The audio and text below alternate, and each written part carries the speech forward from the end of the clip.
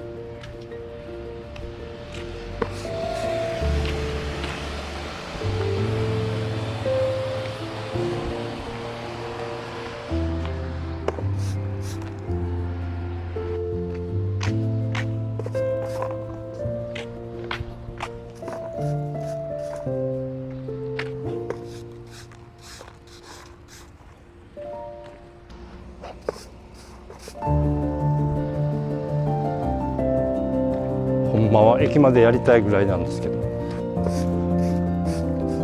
お客さんが歩いてくるところやからね、綺麗にしといてあげたいんですよ。今日はどんなお客さん来るのかなと。やっぱり美味しい店やと思って来て、道端にカンカンとかでも落ちてたらしらけるじゃないですか。だからそういうことないように清める気持ちでっていうのが一つと、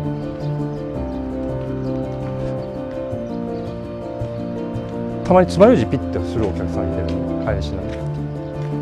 会社ティッシュピッてやるお客さんもいるんだけども、やっぱり自分とこのお客さんがやりはったことやから、始末をつけるのはやっぱり自分の仕事やと思って、こんなのね。でこれも僕の仕事。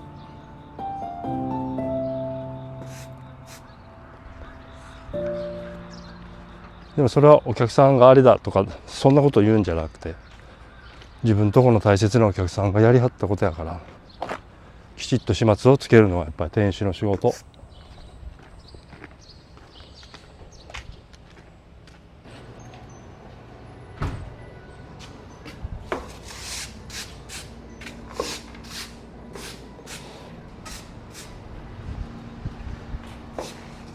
店内に排水切ってるんですよ。こうやって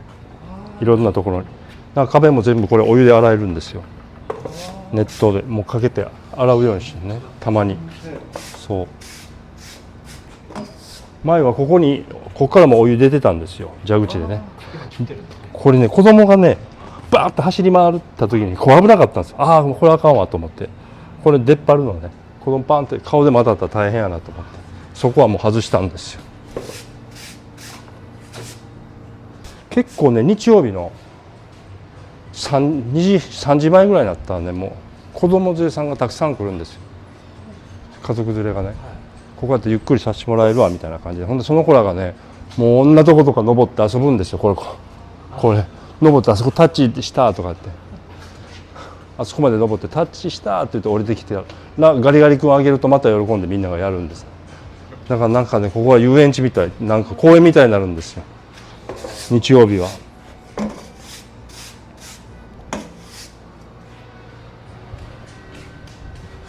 水鉄砲持ってくる子とかおってね、ここでもう試合ですよ、僕と水鉄砲で。で僕その水鉄砲にね氷水入れるんですよ。でそれで掛け合いして、ね、みんなでここで遊ぶんですよ。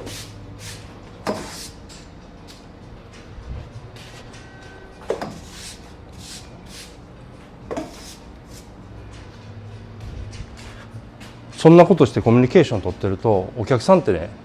いつまでもずっといてくれるんですよね。で大人になっても帰ってくるんです、そういう子っていうのはね。僕それは無鉄砲で修行時代経験したんですよ。必ずずっとついてきて、で帰ってきてくれる。でその子が東京行ったとしても必ずラーメンをうちに食べに帰ってきてくれるっていうね、そういうことになるんですよね。楽しいじゃないですか。仕事が本当そう楽しくなりますよ、そうしたらね。僕は無鉄砲でそれをずっと経験してきたし、昔ハリウッド映画でさ、ラーメンガールっていう映画あったんですよ。ハリウッドの女の子が日本にラーメン修行に来るっていう。でラーメン店主が西田敏行さんなんですよ。で西田敏行さんが作るラーメンのためにみんな並ぶんですよ。でどんな人が来るかといったら、もう仕事に疲れたサラリーマンとかね、恋愛に失敗したその女性の方とかね、もう嫌なことでいっぱいな人がその西田敏行さんが作るラーメン食べてる間はね、もう幸せいっぱいになるんですよ。でもね、僕ラーメンのその魅力ってそこかなっていう、もうその映画見て本当いつもあのシーンを思い出しますね。自分もそうならんといかんなと思ってね。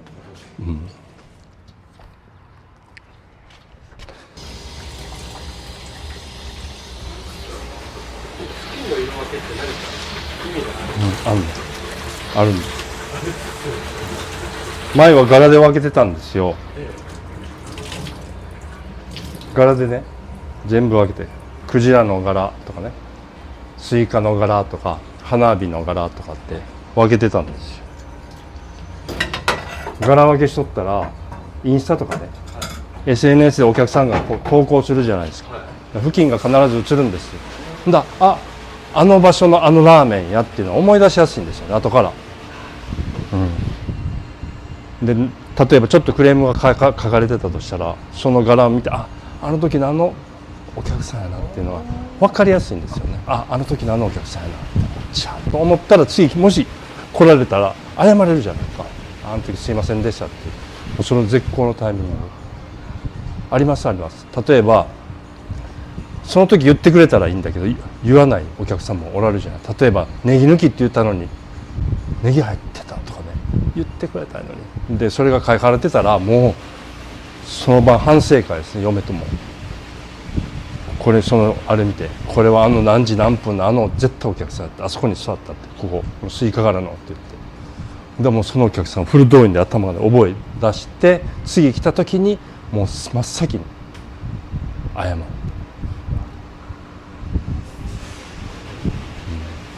それものすごく大事なことですよね。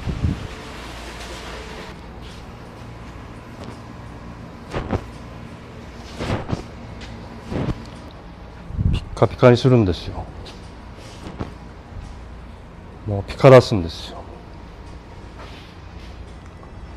ワクワクするじゃないですか。仕事する方もお客さんも、店入ってきたらピカッとしてたら、これもピカらしておこう。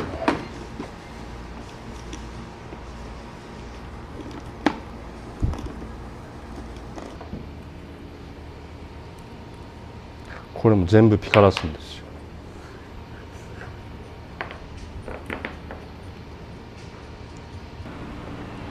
でコンセプトは、ここはね工場なんですよ。もともとここ工場やったんで、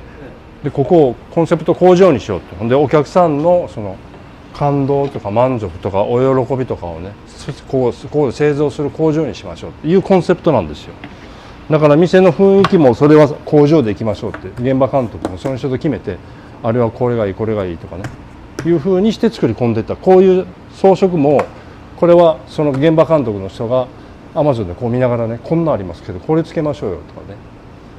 いう話で決めていって作ったんですよ。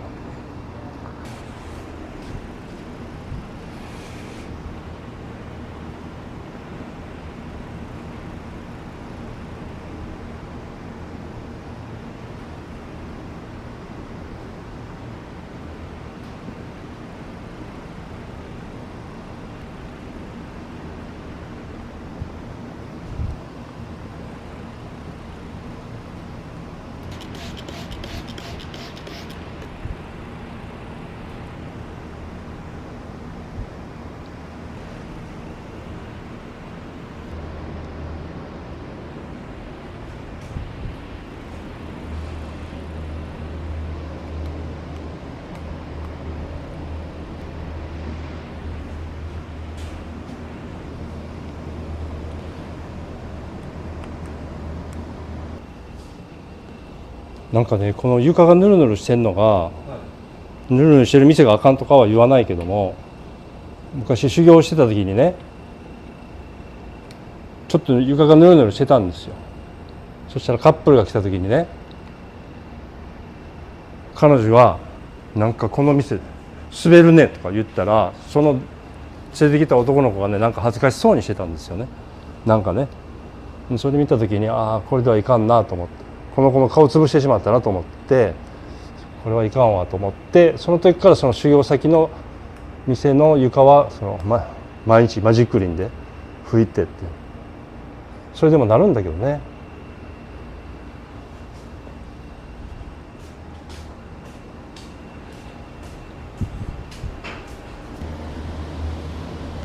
ピカーンって感じ、ピカらしい。はい、もう毎日ピカらすんです。こんなところもちゃんと水垢落として油落として、でこれね、今日は太陽があれなんですけども、タイミングのいい時には斜めからの光が当たってね、朝さあ仕事っていう時にピカピカになる、ピカピカピカって輝いてくれるんですよ。そしたら今日も頑張るぞーってなって、そのためにピカらすんです。水垢も全部取って。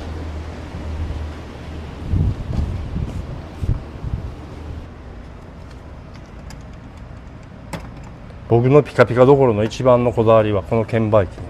券売機は絶対ピカらさないと嫌なんですよ。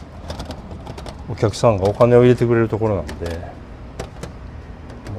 感謝の気持ちを持ってピカらすんです。この店ね、この店僕の店じゃないんですよ。オーナー僕じゃないんですよ。オーナーはね、お客さんなんですよ。で僕はお客さんたちに雇われてるね、職人なんですよ。でここに給料を入れてくれるんで、それでまた骨を買って食材買ってラーメン作るのね。そうもうちゃんとね、店はピカらしてきちっとした接客して、美味しいラーメンを出して、で元気になって帰ってもらわないと僕らクビになるのでね、お客さん来てもらわないともう骨も買えないし、ガス代払えないし、ラーメン作れなくなるしね。だから毎日毎日真剣勝負だから、何かあったらお客さんに相談するし、値上げする時もねお客さんに相談するし、食材買える時もお客さんに相談するし、何か不手際がなかったかお伺いするのもお客さんに必ず聞きますし、だってこの店はお客さんのもんなんですからっていう風な発想ですよね。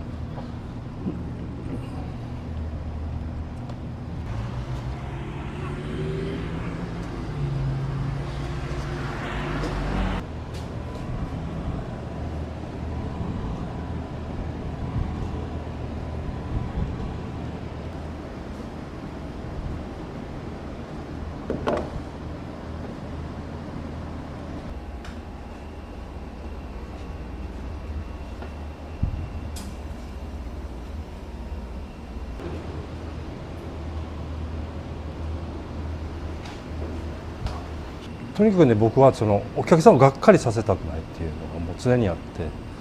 この店に入っていくお客さんどう感じるのかな、どう考えるのかな、でどういう気持ちで帰るのかなって考え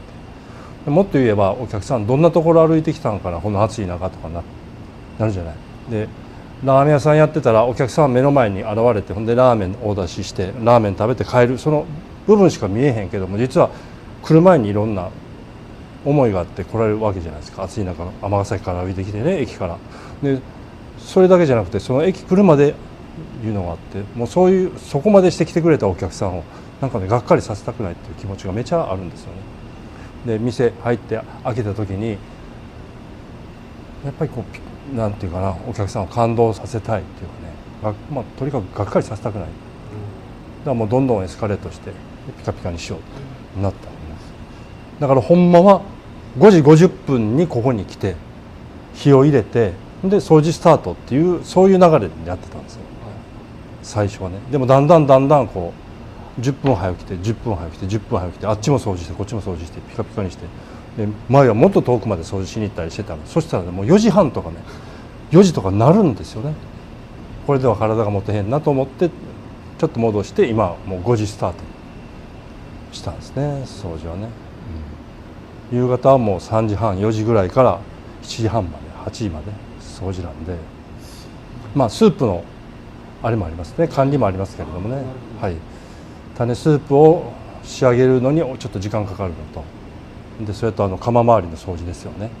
でここ全部お湯で洗う床もお湯で洗うするともう7時半とか8時になりますよね。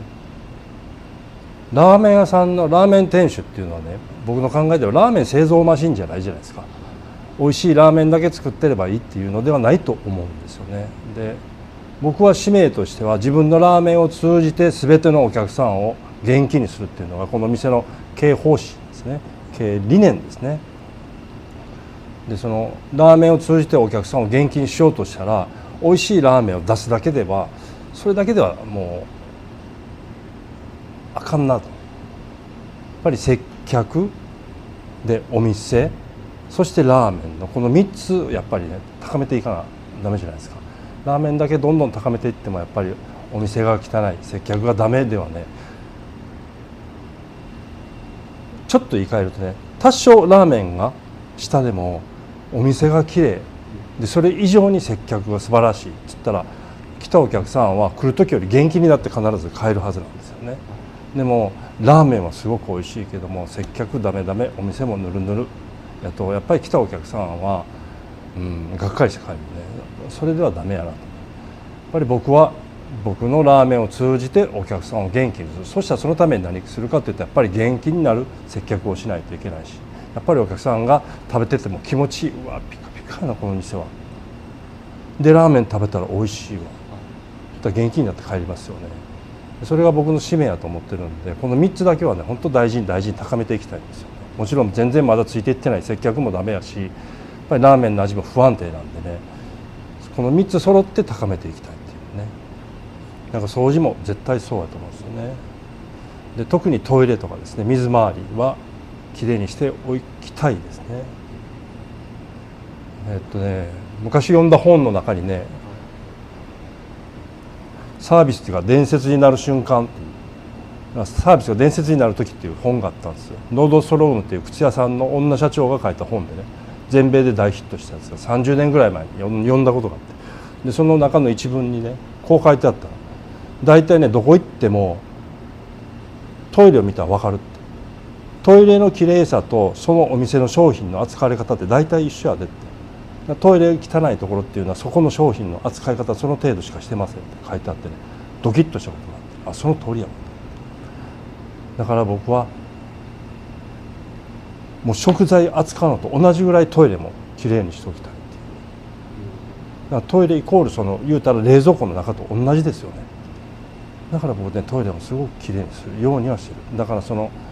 豪華な飾り付けとかじゃなくてね、トイレも必ず熱湯で洗うしハイターで洗浄する。でお客さんが入った時にもう空気自体がもうきれいな状態にする。そんな感じでやってますね。哲学はもうシンプルなんですよ。お客さんを元気にしたいっていう。でお客さんに満足をしてほしいっていう。そこの哲学はものすごくシンプルなんですけど、それに対してじゃあ何をできるのかっていうのは別に方式を組んでるわけじゃないですけど、徹底的に考えるで嫁さんとも話し合うし、嫁さんも考えてもらうし、で考えれなくなったらそれを見に行く、そういう場所を見に行く、ね、で必ず見に行くところがあるんでね、大阪のホテルとかね見に行ってどうやって掃除してるのかなって、でこのスタッフたちはどういうことを考えてはるのかというふうなことをしたりしますよね。寝る前も考えてるしずっと考えて、それが楽しいですよね。それはね僕だけじゃなくて無鉄砲の店主の大将ですね、僕の師匠もそうやったですね。もうお客さんのことを考えるのが楽しい、ね、お客さんをどうやって喜ばそうか、それ考えてる間はワクワクする。メニュー考えててもワクワクするしね、っていうなんか常に考えてますよね。チャーシュー一つ取ってもワクワクしますよね。どういう切り方が一番いいのかなとかね、どういう盛り付けの形がきれいなのか、どう見てお客さんパッとお客さんどっからレンゲさすんかなとかね、でいろんな本を読んだりとかですね。そう黒木さんの本とかに盛り付けのね方式みたいなのがあって、もうそれも何回も見てその本こうこうこうで、それ理論があってね、こうやって盛り付けて、あ、なるほどって、それを本当何回も何回も勉強しましたね。そう、十字とかですね、十字の方程式みたいな、こうこうこうこう盛り付けるとかね。そういろんな人にも勉強させてもらってるし、やっぱりこの業界があるのはやっぱり偉大なる先人とかね、リスペクトする先輩方がコツコツコツコツ作り上げてきた業界なんですよね。僕それなんでそう感じるかって言ったら、もう何十年も前からこのラーメンの食べ歩きしてるわけで、その当時はお客さんとして情報を得て食べに行ってたんだけど、その情報って SNS とかね、そんなのない時代ですよ。かろうじてパソコン通信みたいなのがあって、掲示板って言えるようなものもなかった時代、そういうところにパソコン通信のちっちゃなラーメンの書き込みを見つけたりとかね、あるいはラーメン本なんかもなかった時代ですね。グルメ本の中に1ページか2ページラーメン特集があったりとか、ね、あるいはもう情報交換ですね、友達とのね。でそういう時代からこう食べ歩きしてたんだけども、まだラーメン店で、こう並ぶとかなかった時代ですね。でそんな時代からやっぱりもっと昔からあったんだろうけども、コツコツコツコツやっぱり先人たちや先輩たちがこう作り上げてきたこの業界ですよね。でその業界で僕らは今ラーメンね、店主としてラーメン屋さんさせていただいてるんだけども、確かに今たくさんのお客さんうち来ていただいて繁盛してるねとよく言われるんだけども、それ僕の力じゃないんですよね。僕はまだ店やって5年6年程度のまだ駆け出しですよ。僕はその業界を作った先輩、先人とかね、先輩たちが作った業界の中でラーメンをさせてもらってるっていう立場なんで、常にそのリスペクトの気持ちっていうかね、感謝の気持ちめっちゃ持ってて、その SNS でね、お客さんの悪口書いてるラーメン店主とかいるじゃない。もう何考えてんのかなと思うね。お客さんに対するそのクレームを逆に入れてるわけですよ、 SNS でね。ちょっと待って待って、それはお前のお客さんちゃう、先輩方のお客さんやでって、それを借りてお前ら商売してんねんからな、それに対するリスペクトせえよっていう腹がどっかにあるんですよ。でそうやと思いません？僕でも行列ありますよ。でもこれ俺が作ったんじゃない、業界のお客さんがうちにたまたま来てくれてるだけなんですよ、今はね。で明日だったら違うお店行かれるんですよ。だから僕はリスペクトしてるんやったら、感謝してるんやったら何をするかって言ったら、さらにこのお客さんがラーメン好きになって帰ってもらうのがこの業界に対する僕は恩返しだと思うんですよね。だからがっかりさせたくないんですよ。